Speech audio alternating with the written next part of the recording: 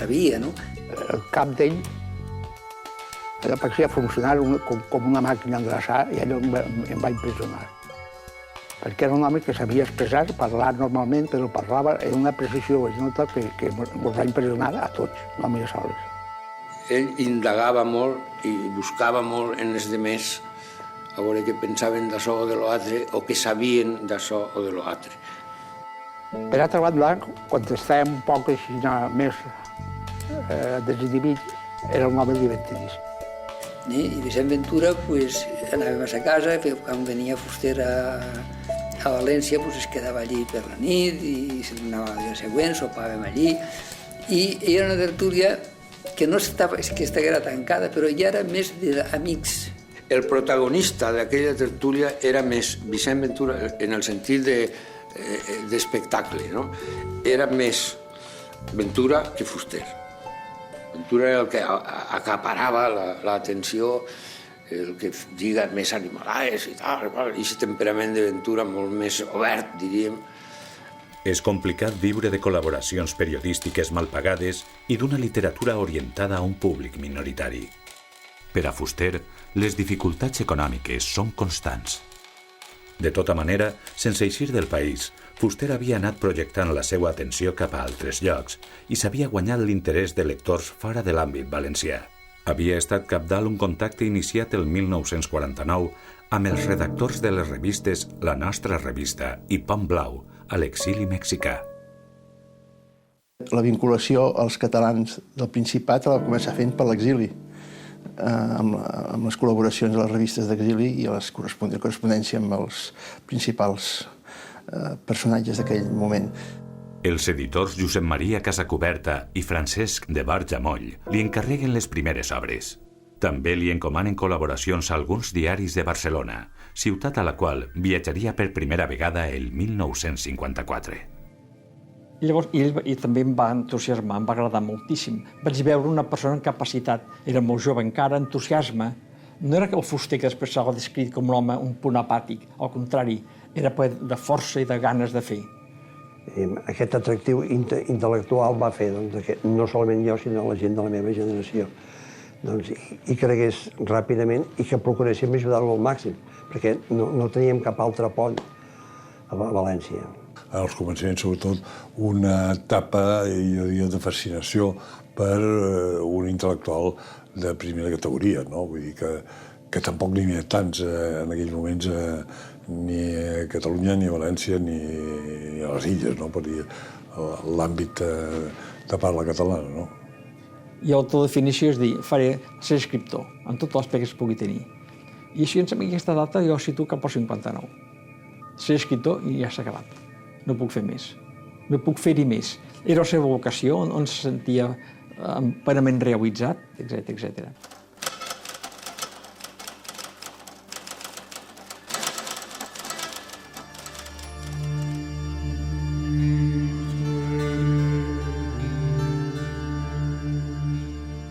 Les relacions de Fuster amb el Principat no són únicament literàries.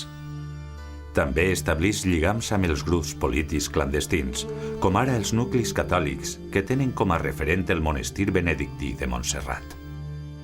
Fuster col·laborarà assíduament a la revista montserratina Serra d'Or. Parlar a Montserrat de Monteny o parlar amb uns sectors molt importants de l'Església Catalana, de la gent de missa d'aquí, començant per mi mateix, que també pertanyo a aquest món, de Monteny ens deixa no solament tranquils, sinó que ens reconforta, no? Fuster tracta personalment alguns dels grans escriptors catalans. El 1959, Josep Pla, llavors l'autor que més publicava en català, el visita a Sueca. Té el propòsit d'escriure un retrat literari sobre l'assagista valencià. Com s'explica que en poc temps vagi creixent i maduri i que tingui una gran influència a Catalunya fins al punt que als anys 60 li facin fer el pròleg, les obres completes d'en Pla, d'en Salvat Papaseit i de l'Espriu. Això no havia passat mai, no? Des del punt de vista polític, el pròleg d'en Fuster significa un trencament i el que es diu trencar una llança molt obertament i molt descaradament a favor d'en Pla i contra aquests, per dir-ho així, enemics ideològics que barrejaven una ideologia conservadora, que era bàsicament el que era en Pla, i no pas mai, en cap cas, una ideologia feixista. Des de Sueca, l'escriptor estén una amplíssima xarxa de converses a través de la correspondència. El seu arxiu epistolar arribarà a conservar més de 30.000 cartes. Notícies, impressions immediates, consells, angoixes i esperances de caràcter personal o col·lectiu circulen així amb un ritme incessant.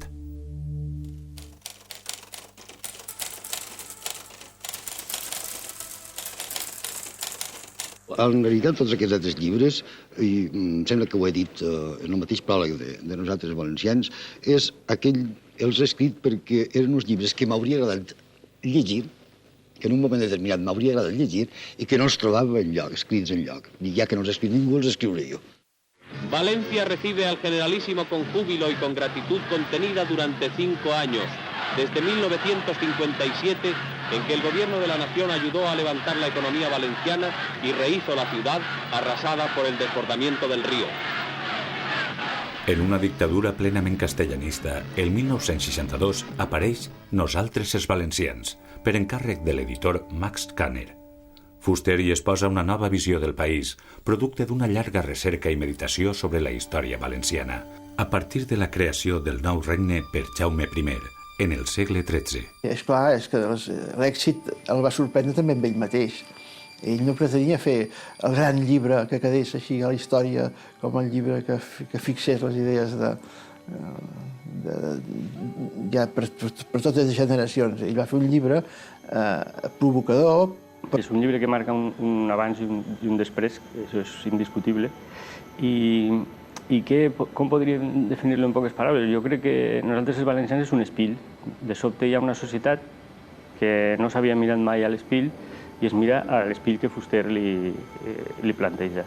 No està reivindicant només una llengua o una literatura, sinó que està reivindicant una cultura cívica que incluirà la poesia, que incluirà també la matemàtica, la física i la religió i tot, no? És a dir, que ser un poble normal. És a dir, la societat valenciana ha estat una societat molt maltractada per la història, per dir-ho d'alguna manera, de tal forma que no ha tingut una evolució que s'acosti mitjanament a l'evolució dels pobles europeus normals i naturalment el Principat també. Ha estat més feudal, ha estat més rural, més agrícola, fins fa 4 dies. La industrialització no ha produït aquell tipus de burgès que era de preveure. La burgesia, en el seu moment històric, no era ni tenia talla, ni tenia capacitat, pot ser, per assumir el rol que li corresponia, de tal manera que tot això ha anat acumulant-se i, naturalment, com deia aquell senyor, les idees dominants són les idees de la classe dominant i la conseqüència és aquesta. La classe dominant valenciana és una classe agenollada, ha estat sempre una classe agenollada davant de Madrid. Te trobes una Bíblia que després pots estar en contra de moltes coses, cuidado, no estem aquí sacralitzant ningú, però el Fuster és el primer que no vol sacralitzar-se. Però de moment tenies ja un llibre sobre el qual caminar. I les Bíblies i els catecismes són molt importants per a la història. I els Corans també. Per a ell el país era fonamentalment la seva gran passió.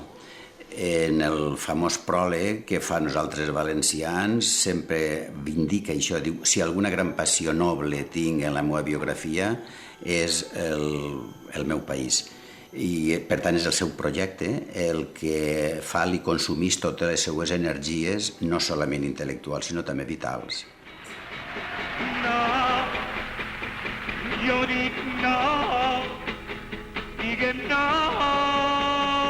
Nosaltres, els valencians, es converteix en un instrument generador d'una nova consciència civil que recull en part projectes frustrats per la guerra i la derrota republicana.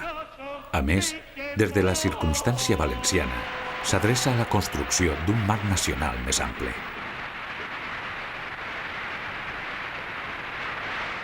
Mira, Fuster és molt important en el sentit de donar vida una